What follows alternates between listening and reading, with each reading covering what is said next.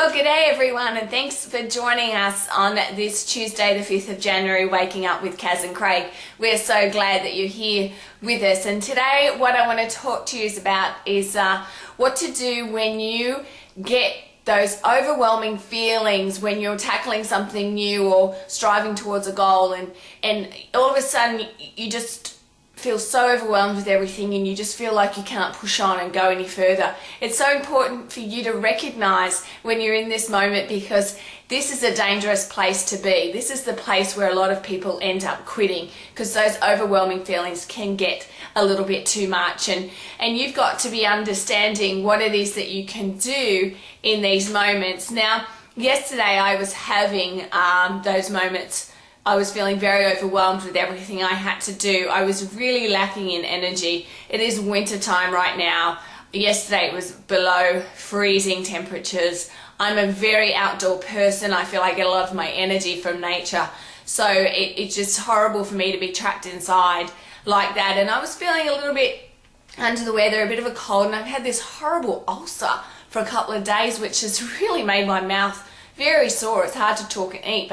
And while we're talking about that, actually, I want to give a big shout out to our subscriber, Michelle, who recommended to me to put Vegemite on my ulcer. Now, Shell, cheers for that. I'm not quite sure if it actually has helped my ulcer or not, but I tell you one thing it has helped is to elevate my pain threshold. Anyone who doesn't know Vegemite, it's very salty. Imagine what happens when you put it on your ulcer. So cheers for that, Shell. It's going to make childbirth much easier if I decide to have a second child. But anyway, so I was feeling these horrible feelings. I had to do something about it. What did I do? I decided I had to get out of the house. Even though it was freezing, I needed to get out.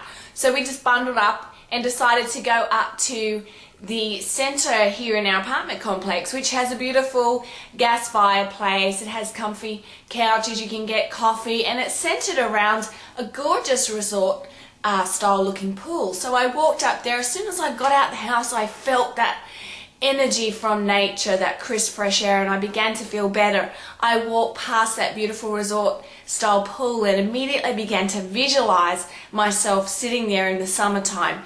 Instantly began to feel better.